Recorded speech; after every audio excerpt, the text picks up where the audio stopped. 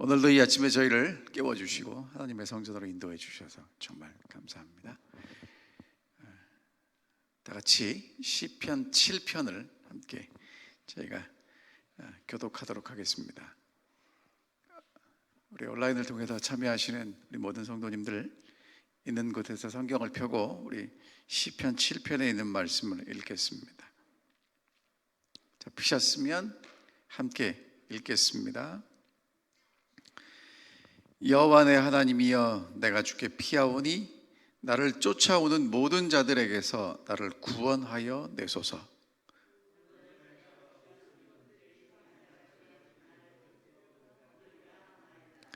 여호와 내 하나님이여, 내가 이런 일을 행하였거나 내 손이 죄악이 있거나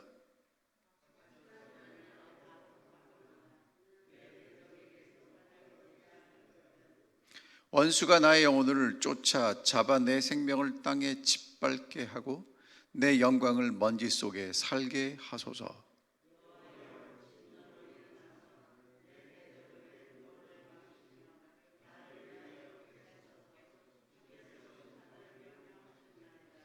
민족들의 모임이 주를 두르게 하시고 그 위 높은 자리에 돌아오소서.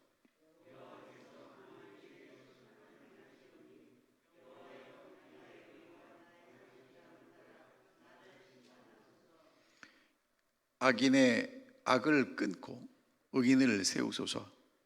의로우신 하나님이 사람의 마음과 양심을 감찰하시나이다.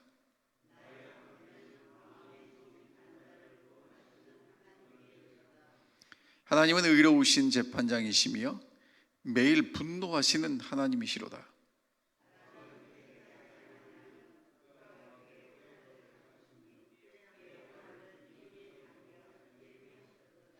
죽일 도구를 또한 예비하시며 그가 만든 화살은 불화살들이로다.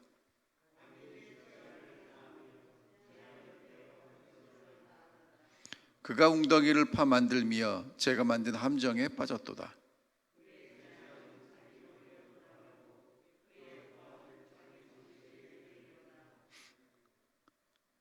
다 함께 읽겠습니다. 내가 여호와께 그의 의를 따라 감사하며 지존하신 여호와의 이름을 찬양하리로다. 아멘. 시편 7편은 누가 지은 시입니까?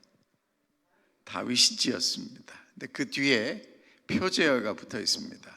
다윗의 시가연이고요. 우리가 뭔지는 모르지만 그런 형태의 시입니다. 베냐민인 구시의 말에 따라 여호와께 드린 노래입니다. 이 베냐민 지파의 구시라는 사람의 말을 듣고 다윗이 하나님께 드린 기도라는 것입니다. 여러분, 구시가 누군지 아십니까? 아무도 몰라요. 누군지 몰라요. 여기만 나와요. 자, 근데 그 기도를 듣고 다윗이 지금 쫓기는 상황에서 하나님께서 내 억울함을 풀어달라고 기도하고 있는 그런 내용입니다. 그런데 이 다윗과 이 베냐민 지파 사이에 관계가 좋지 않았습니다. 이유가 뭐냐면 사울 왕이 베냐민 지파예요.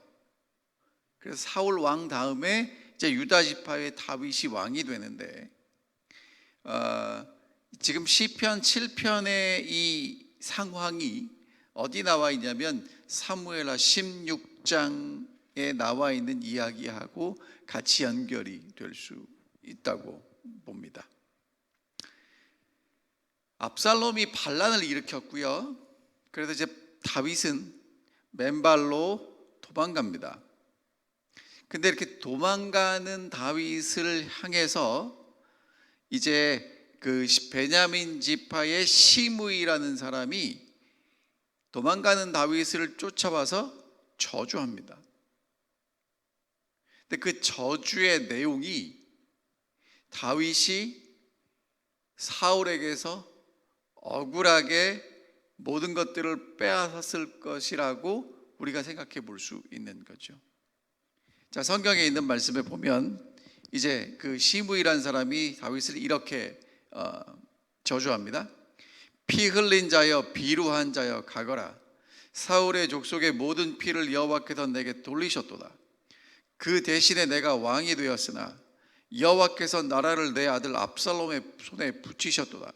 보라, 너는 피를 흘린 자인 고로 화를 자취하였느니라. 그러니까 뭐라고 얘기를 하는 거냐면, 다윗이 왕이 된 게 손에 피를 흘리고 그것 때문에 왕이 되었는데, 하나님이 이제 그 나라를 다윗에게서 다윗의 아들 압살롬의 손에 붙이셨다는 이야기를 하고 있죠. 다윗이 도망가는 입장이었지만 혼자 도망가는 게 아니고 함께한 군인들이 있었습니다. 자, 그러면 그렇게 저주하는 시므이를 향해서 다윗이 명령만 내리면 즉각 해결이 되는데, 다윗은 말립니다. 그리고 이제 이렇게 얘기를 해요. 저가 저주하는 것은 여호와께서 저에게 다윗을 저주하라 하심이니 내가 어찌 그리하겠느냐 할 자 누구겠느냐.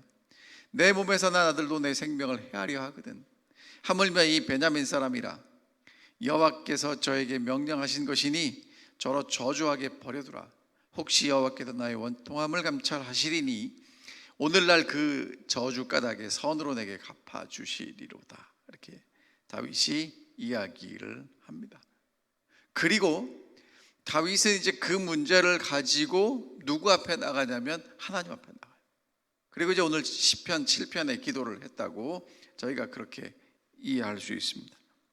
자, 그러면 이제 시편 7편 이제 그런 배경이라고 생각을 하고 볼 때 1절 2절을 보면 압살롬에게 쫓기는 지금 다윗을 잘 묘사하고 있어요. 여호와 하나님이여, 이제 하나님을 부르죠. 내가 주께 피합니다. 나를 쫓아오는 자들에게서 나를 구원하여 주십시오. 그러니까 지금 하나님께 자기가 피하는데, 피한다는 것은 아직 좀 원수가 좀 거리가 있어요. 그런데 지금 그 원수가 나를 쫓아옵니다. 그래서 나를 뭐 해달라는 거예요? 구원하여 건져 주십시오. 그렇지 않으면 2절, 건져낼 자가 없으면 그들이 사자같이 나를 찢고 뜯을까 하나이다.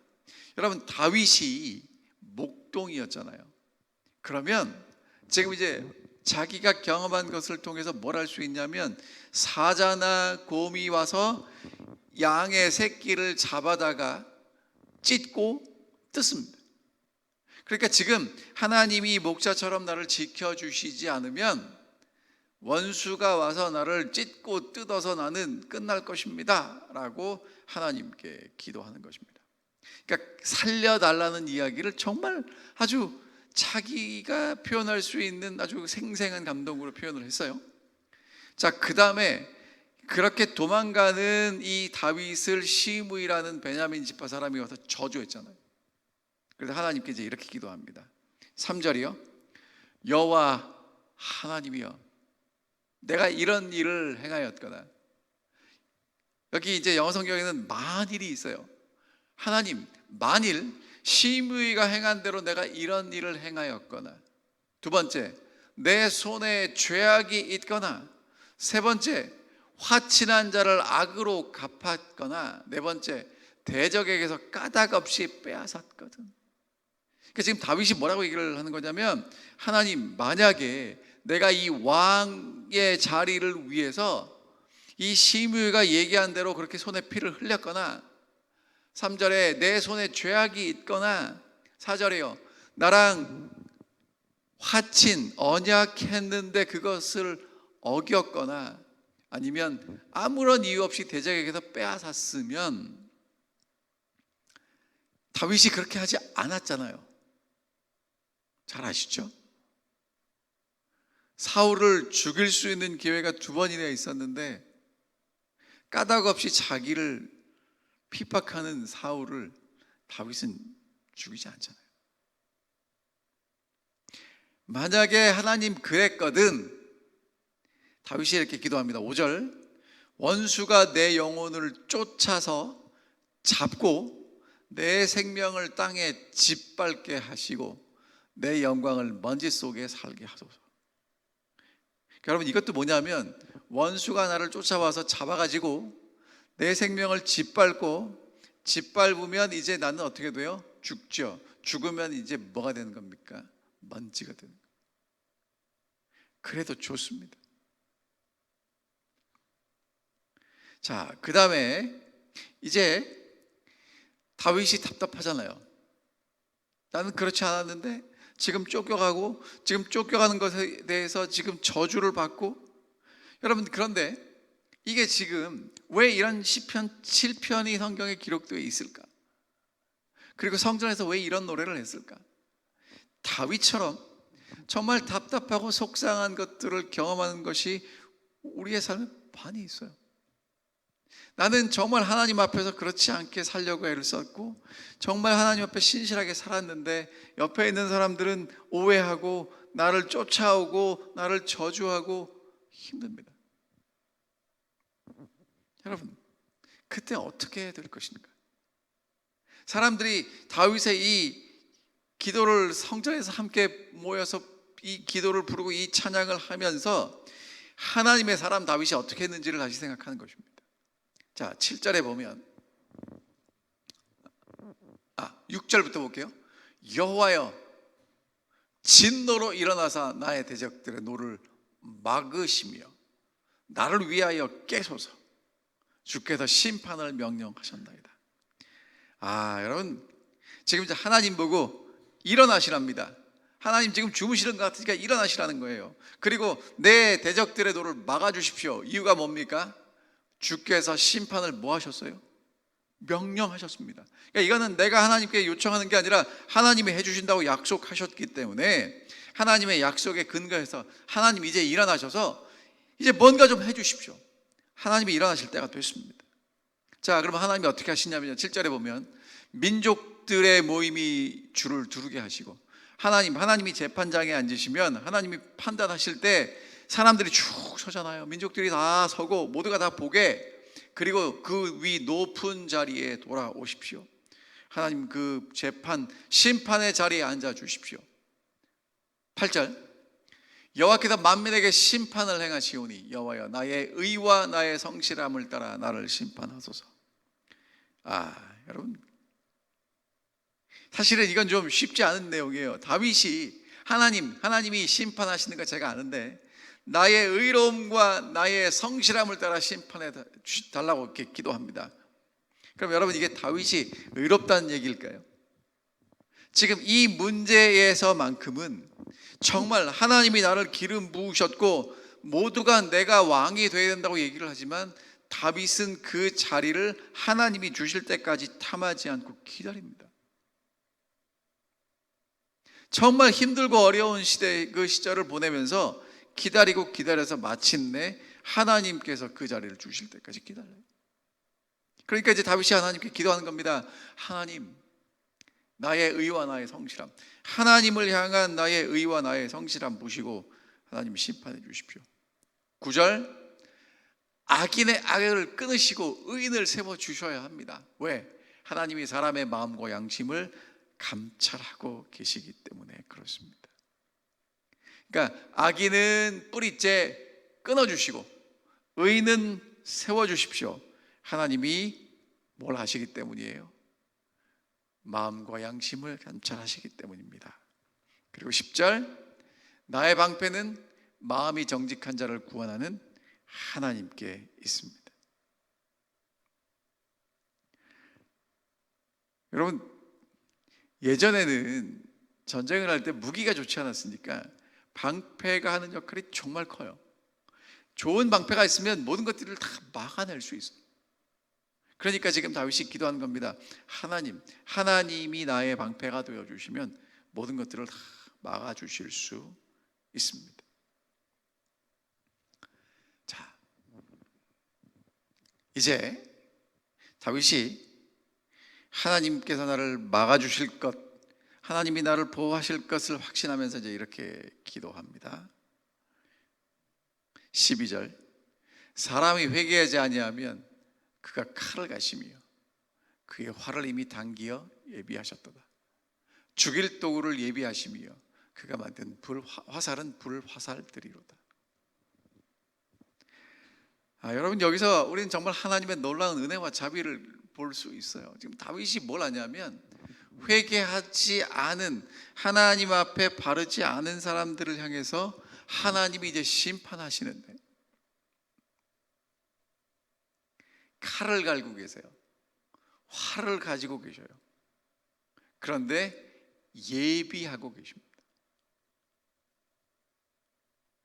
하나님이 분명히 하나님을 대적하고 회개하지 않는 사람들에게 즉시 벌을 내려야 마땅한데 칼을 갈고 시위를 당겨놓고 기다리고 계십니다.